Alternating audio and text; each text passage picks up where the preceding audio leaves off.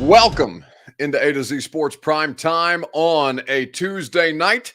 Hope everybody is having a fantastic week so far. Lot to discuss from Titans OTAs that took place earlier today at St. Thomas Sports Park.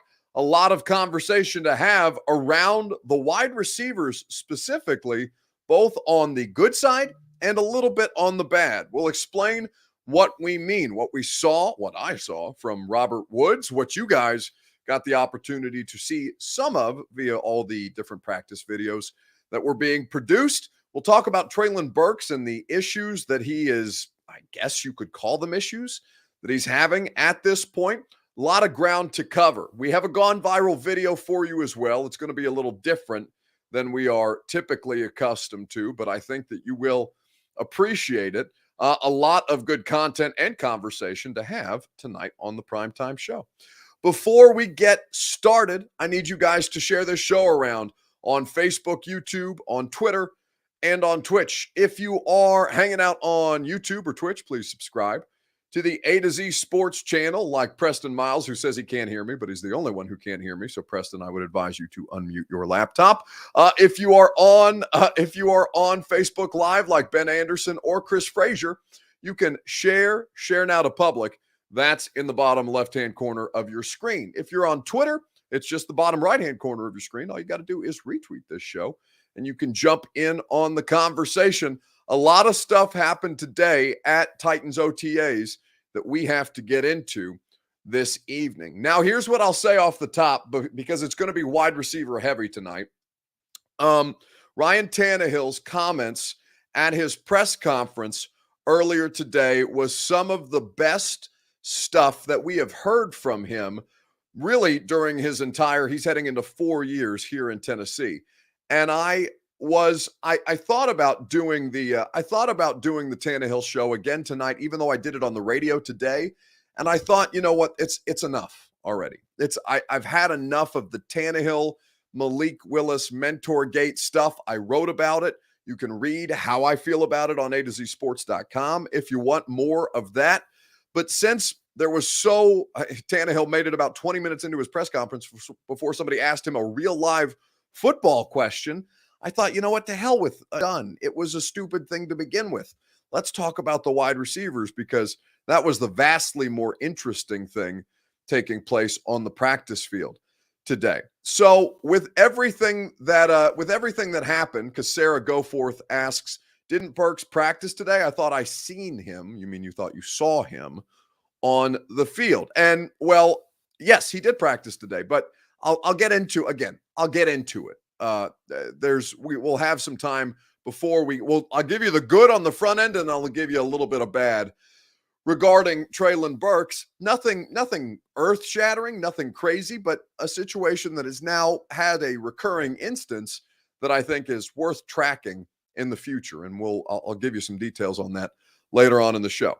Anyway, let's go ahead and start this primetime episode off, and happy to have you guys in for another great one. Welcome into A to Z Sports Primetime on a Tuesday night from the palatial North Nashville estate. I'm Buck Rising, and I'm proud as always to be presented to you by the fine folks at the Ashton Real Estate Group of RE/MAX Advantage. The official real estate agent of the Nashville Predators is where you go. GaryAshton.com, the best in the business for your dream address without the stress, or to sell your home for more at GaryAshton.com. Of course, you know Two Rivers Ford is the place that you need to look for your next used or new vehicle. Certified pre-owned vehicles is what Two Rivers Ford has, as well as the Built For You program at Two Rivers Ford in Mount Juliet, or online at tworiversford.com. So, Titans OTAs, the first week in the books. We're just now into phase 3 of the NFL offseason. Phase 4, of course, being training camp and the bulk of the work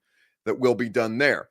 So what we're seeing now for the first time, just to kind of give you a little bit of a taste of what this entails, it has ramped up on the practice field. You're seeing 7-on-7 work. You're seeing one-on-one drills. You're seeing a little bit of work, offense versus defense.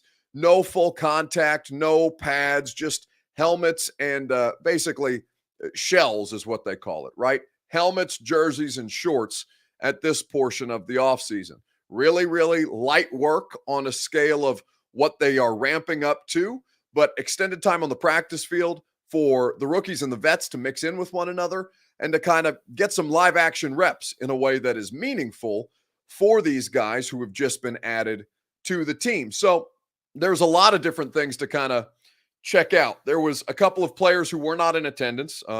Just to name a few: Harold Landry, a lot of defensive players, a lot of defensive starters not in attendance today. Not the end of the world. Bud Dupree, Harold Landry, Jeffrey Simmons. I did not see Kevin Byard.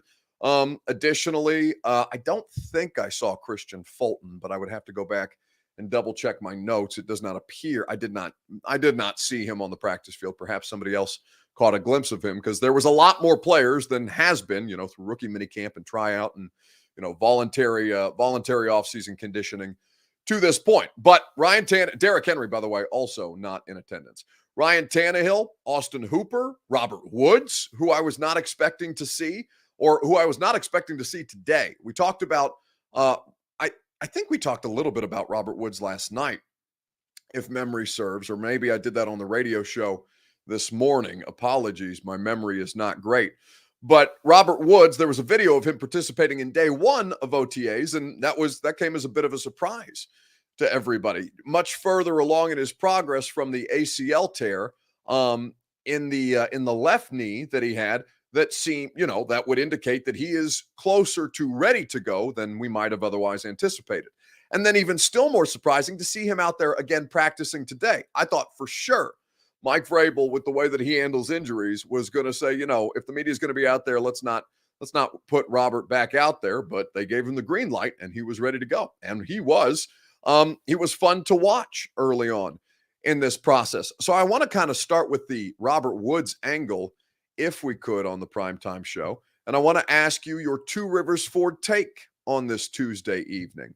The question that I would like to pose to you is this: your Two Rivers Ford take: big deal, little deal, or no deal? Robert Woods participating in both days, the first two OTAs for this football team. Give me your response in the comment section, and we will discuss at length together, if you would be so kind. It's your Two Rivers Ford take, of course, presented by our friends at Two Rivers Ford. That's where you go for the best car buying experience humanly possible, the best possible experience. Award-winning customer service, as a matter of fact, can be found at Two Rivers Ford. Two Rivers Ford has been operating with honesty and integrity and quality American-made Ford vehicles since 1983. Providing you with that award-winning customer service, a non-commissioned sales staff, and not just a great selection of new vehicles and the Built For You program, but also one of the state's largest selection of certified pre-owned vehicles. Many pre-owned vehicles for you to choose from. They're certified. They come with the Two Rivers Ford Blue Advantage, which means that you get a number of different features to make you feel good, to make you feel confident, to make you trust what you are purchasing. Because if you're going to buy a used vehicle, a pre-owned vehicle, you want to make sure that it is a reliable source that it is coming from. Two Rivers Ford is that reliable source for you, as they have been since 1983. Two Rivers Ford in Mount Juliet, or online at tworiversford.com. So, big deal, little deal, no deal. Robert Woods, back-to-back practices, OTAs, out there on the field. Woods is a leader. Of course he was on the field, Buck, says Richard Dukes. Well, leadership has, Richard, no, not of course. It's got nothing to do with leadership. What is leadership going to do to heal a torn ACL? Leadership does jack shit to heal a torn ACL. Leadership has absolutely nothing to do with the recovery, with the physical recovery of the human body. Now, I don't know how he's going to respond to the next 2 days, or to the 2 days that he's just participated in, right?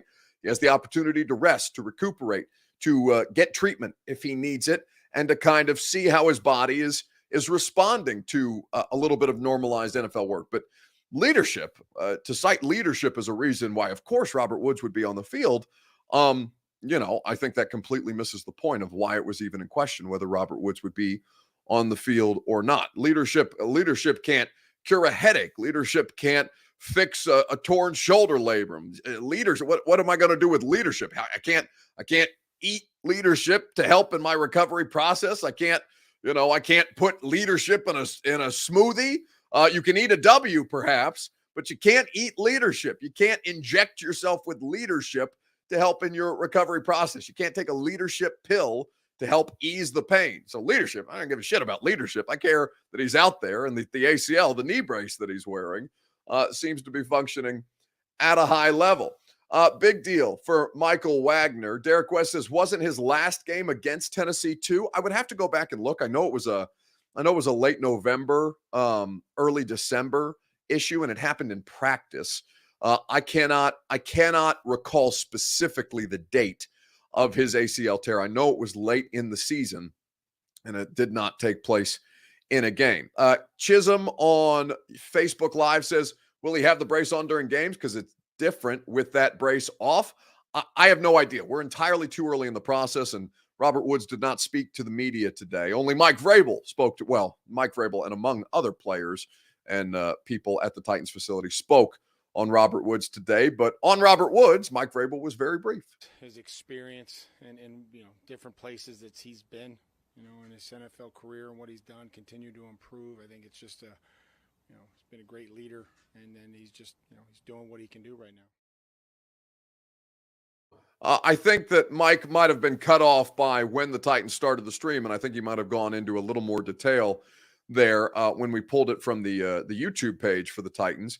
The Dadson Worldwide adds, Buck, he has to mentor all of his apprentices who are lesser than him. Yes, mentorship, very, very, very, very important part of the very, very important part of the process at this point. Derek R says that the audio was very low for Mike Vrabel. I could hear it. I know that Reed had said that the audio was very low on it.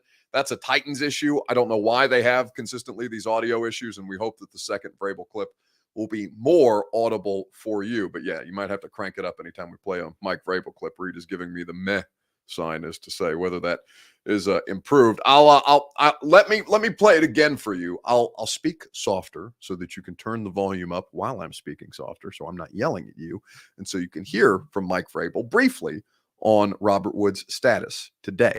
His experience in different places that he's been, in his NFL career and what he's done, continue to improve. I think it's just he's been a great leader, and then he's just he's doing what he can do right now.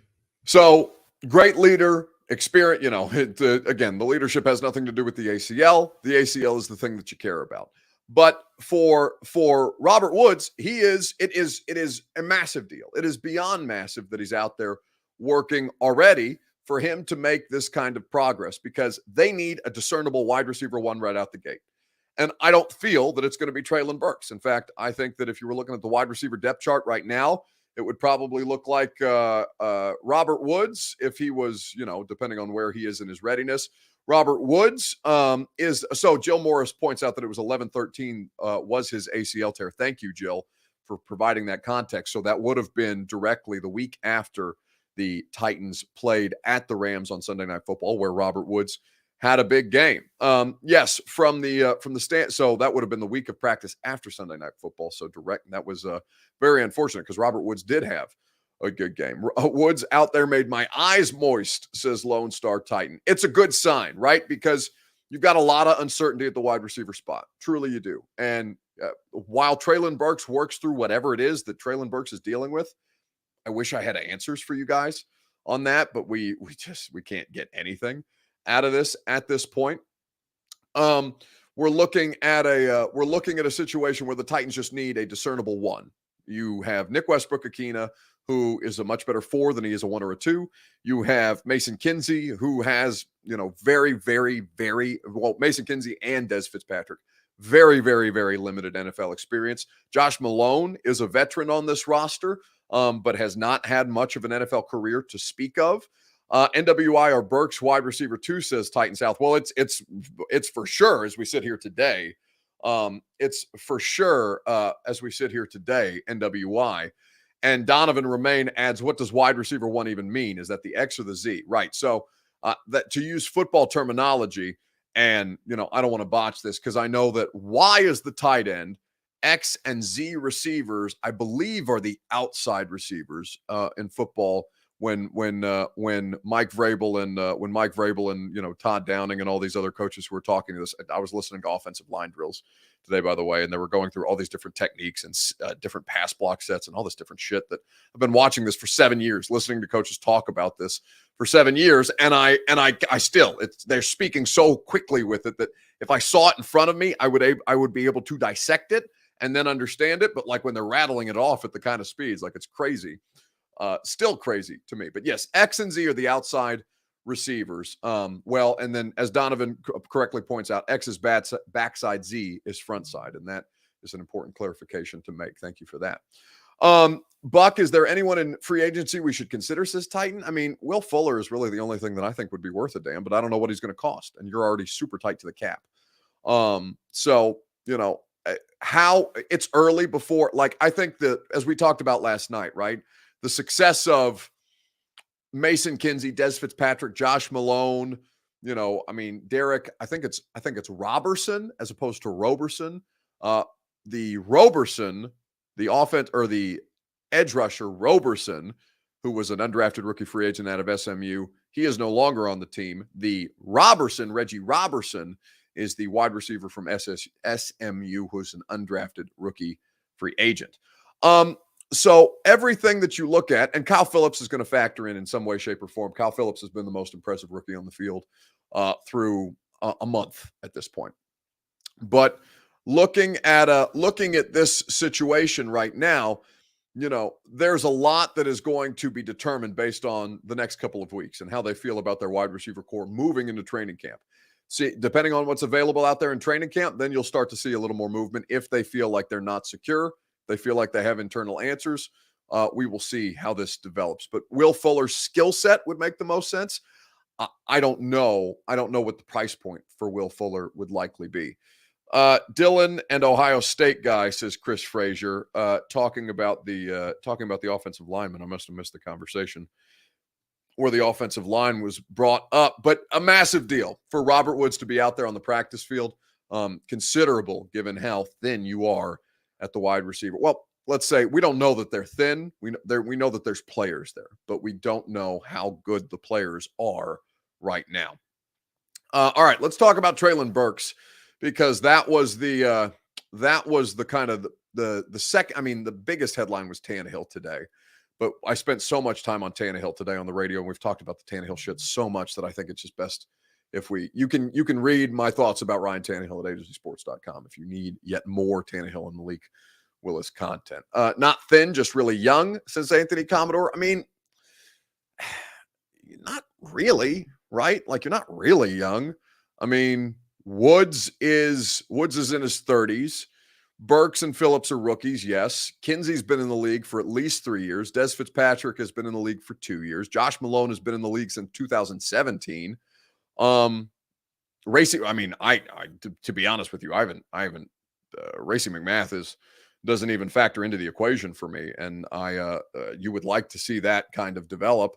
But yeah, I mean, you're not really young at all. In fact, you're probably about middle of the pack at this point, as far as if I had the ages in front of me, I could give you a median age and kind of compare that to where the NFL is in the league. But yeah, like it's not an overwhelmingly young and inexperienced wide receiver core. Like I said, Josh Malone's been in football since 2017. Mason Kinsey was a undrafted rookie free agent in the 2020 season, if memory serves, at Berry College, and he is heading into his third year at this point. We'll see what happens with the wide receivers, but let's talk about Treylon Burks right now. I want to ask you this question in the comments on Facebook, YouTube, Twitter, and Twitch. How would you describe the Treylon Burks experience so far? Now, maybe you don't have a good assessment on this because you haven't been at practice. I've been at practice, and I can tell you what my experience has been. But just out of curiosity, how you have experienced Treylon Burks on this roster to this point, would love to hear from you on Facebook, YouTube, Twitter, and Twitch in the comment section. Let me know how you feel about it. And while you do that, I will tell you about our friends at the Ashton Real Estate Group of RE/MAX Advantage. GaryAshton.com is where you go for your dream address without the stress. The Ashton team is the best in the business. They have done business in Middle Tennessee for a long time now, helping Middle Tennesseans find ways to maximize their home value if you're in the market to sell, as so many people are right now. And while you're selling your home, you can go out and find your dream address without the stress using the intel that only the Ashton team can provide. GaryAshton.com, the official real estate agent of the Nashville Predators and of A to Z Sports Prime Time. That's the place where you should go. Brandon Williams says, and I'm glad that somebody brought this up because it's a, before we get into the Treylon Burks thing, as I'm listening to you, I'm trying so hard not to think about the 18 kids and one teacher killed at school today in the state of Texas. And I assure you, Brandon, that we're going to get to that at the end of the show. Now, here's what I'll say, because this is it's horrifying. I mean, horrifying what happens in the United States of America on a regular basis, to where things like this are. I mean, they're impossible to process. And what I'll tell you about this is that, it's hard to kind of compartmentalize when you do something, what I do, like I do, or like what you guys do on a daily basis. And something like this comes up and you're trying to find a way to process that while continuing to go about your day. And sometimes you can't go about your day. And I don't know, anytime stuff like this comes up, and unfortunately it does happen frequently enough to where we have to think about this.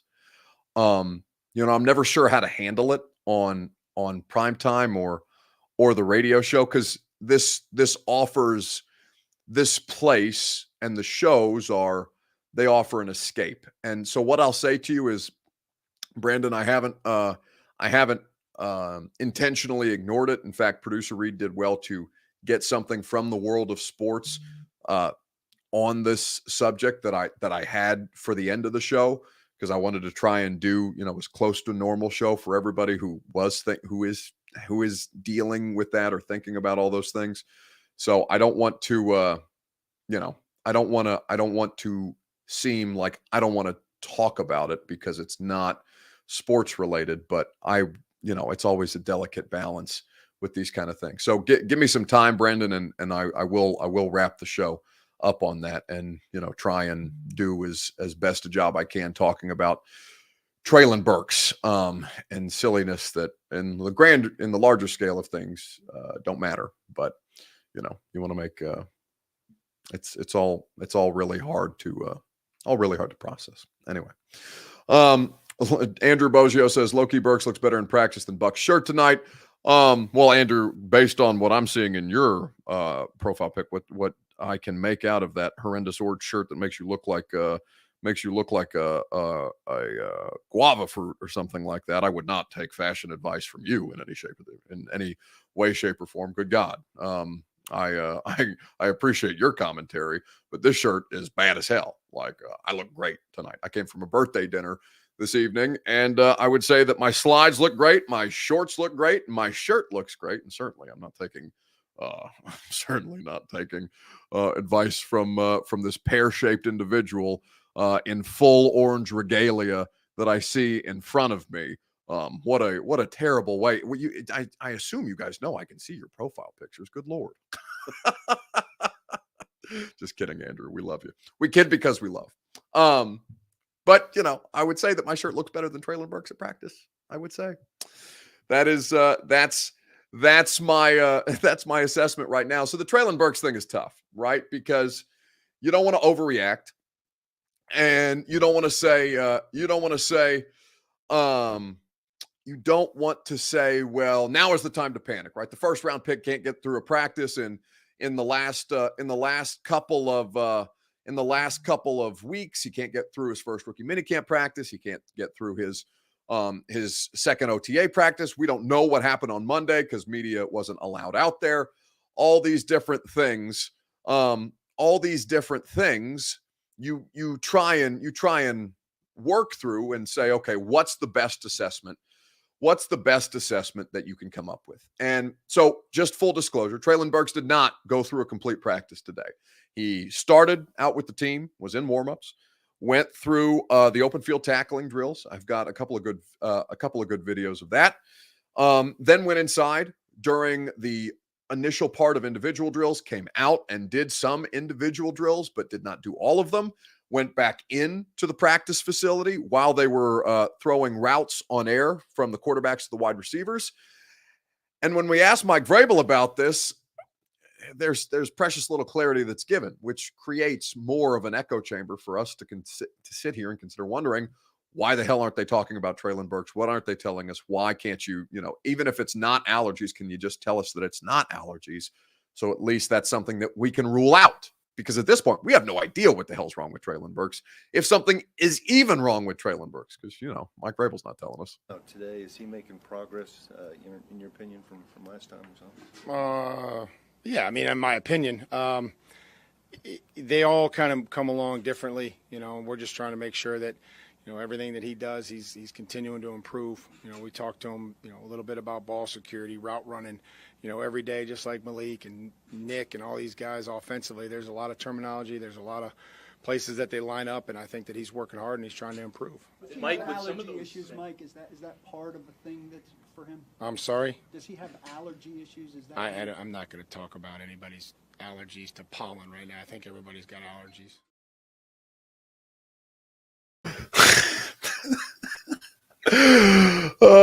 Which, he's probably right? Like, everybody probably has some kind of pollen allergies, and Mike's just like, what the hell are you talking about? But, we don't know, right? It's a reasonable, the allergy question, I don't know. He had an inhaler, which is why we're all trying to figure out, okay, is it a respiratory situation?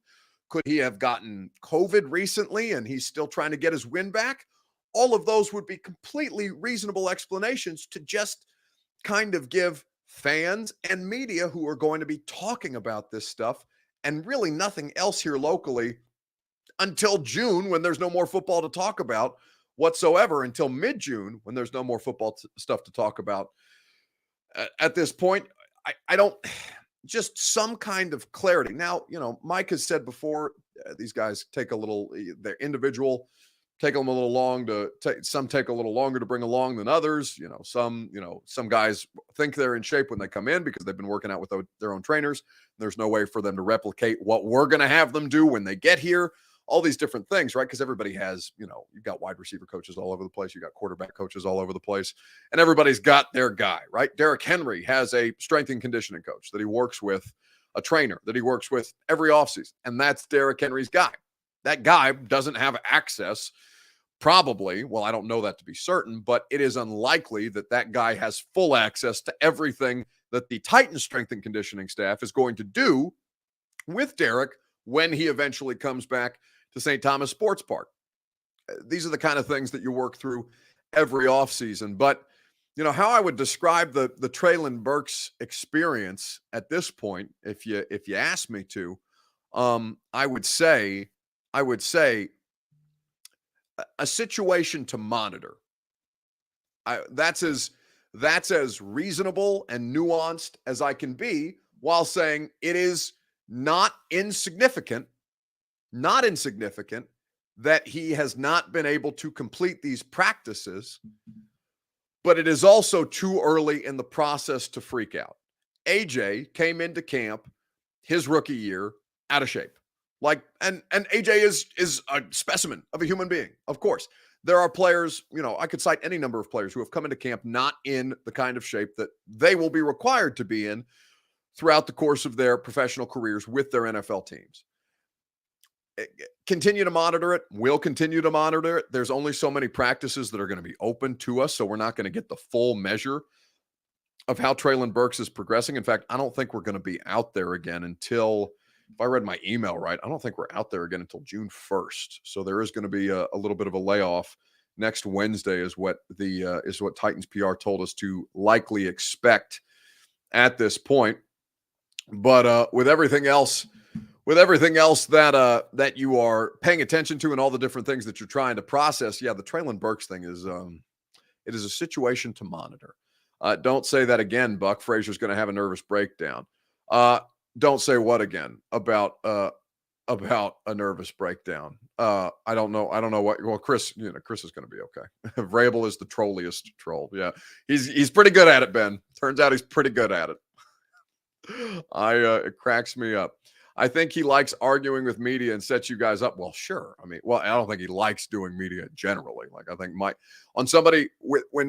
it comes to football coaches, guys who maximize their efficiency at any given point in any given day and any wasted second of their time is something that they could be doing to improve the football team. Yeah, of course, Mike's not going to like doing media as often as he has to do media. But, I mean, as we try and get answers for you guys, because it's not just us. I mean, I don't care what's wrong with Treylon Burks or what may be wrong or what may not be wrong with Treylon Burks. Like, other than it, you guys are going to ask me questions about it. And I want to give you as good a possible analysis as I can. And, when we can't even get beyond, I'm not going to talk about allergies. And if that's the kind of questions that we're asking, like, I don't know where you're going to go. So we'll see. I think that the Burke situation is at this point a situation to monitor. Don't freak out. Don't bury the kid. Give him some time and let him figure it out as we go along. So I want to wrap up. Tonight's show with on an unfortunately somber note. At this point, with everything that has happened in the state of Texas today, a school shooting. 18 children, 2 adults, according to law officials, as of about an hour ago with ABC News, because with everything else that's going on right now, it's tough to kind of just transition into stuff like this. And I don't like to come back and say, well, this is a sports show. We only talk sports and this has no bearing on what the subject matter is, even as it is a tragedy that everybody feels the ripple effects, especially when you talk, 18 children, right? And so I got a couple of questions about this, or had a couple of people bring it up in the comment section. And I did not want it to go undiscussed on the show. And I asked Reed to get something from the world of sports that he felt was commentary that would really get across the message and the hurt and the pain and the disgust and the anger and all the different emotions that we as a country and as a world feel anytime things like this happen, because there is no explanation for it. And at some point, I think that, and I'm not here to make any kind of political statements or gun control or any of this. Like, I'm not smart enough to be in that world. I don't have the capacity to give better solutions than the people who are tasked with all of this. Right. But it seems like there has to be some kind of solution that is found to mitigate these issues in a way that we clearly and obviously have a problem with it in the United States of America. A deadly problem with it. And, I'm sure we'll find out more details about the individual who was the school shooter. It's my understanding, based on the reporting, that it was an 18-year-old, still a kid, basically. Right. And who shot his grandmother in addition to going on this school shooting. I want you to, I can't give you the kind of insight and depth that I think this requires. But I'd like you to hear some comments from Steve Kerr on it, who is just exceptional when it comes to these larger societal ills that all of us deal with, and that few people have the intelligence and really the platform and the ability, especially Steve Kerr, whose family comes from an international diplomacy background. I think that this is worth ending the show on. So that's how we're going to end it, with these comments from Steve Kerr.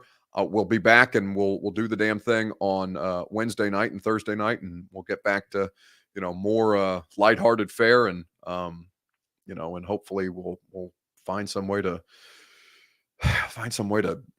mitigate these kind of issues that continue to pop up just with such frequency that you almost get numb to it. And then you listen to somebody like Steve Kerr talk about it, and it really crystallizes a lot. I'm not going to talk about basketball. Nothing's happened with our team in the last 6 hours. We're going to start the same way tonight. Any basketball questions don't matter. since we left shoot-around, 14 children were killed 400 miles from here, and a teacher. And in the last 10 days, we've had elderly black people killed in a supermarket in Buffalo. We've had Asian churchgoers killed in Southern California. And now we have children murdered at school. When are we going to do something? I'm tired. I'm so tired of getting up here and offering condolences to the devastated families that are out there. I'm so tired of I'm tired of the moments of silence. Enough. There's 50 senators right now who refuse to vote on H.R. 8, which is a background check rule that the House passed a couple of years ago. It's been sitting there for 2 years. And there's a reason they won't vote on it, to hold on to power. So I ask you, Mitch McConnell, I ask all of you senators who refuse to do anything about the violence and school shootings and supermarket shootings, I ask you, are you going to put your own desire for power ahead of the lives of our children and our elderly and our churchgoers? Because that's what it looks like. It's what we do every week. So I'm fed up. I've had enough. We're going to play the game tonight, but I want every person here, every person listening to this, to think about your own child or grandchild or mother or father or sister, brother. How would you feel if this happened to you today? We can't get numb to this. We can't sit here and just read about it and go, well, let's have a moment of silence. Yeah, go Dubs, Come on, Mavs, let's go. That's what we're going to do. We're going to go play a basketball game. And 50 senators in Washington are going to hold us hostage. Do you realize that 90% of Americans, regardless of political party, want background check, universal background check? 90% of us, we are being held hostage by 50 senators in Washington who refuse to even put it to a vote, despite what we, the American people, want. They won't vote on it because they want to hold on to their own power. It's pathetic. I've had enough.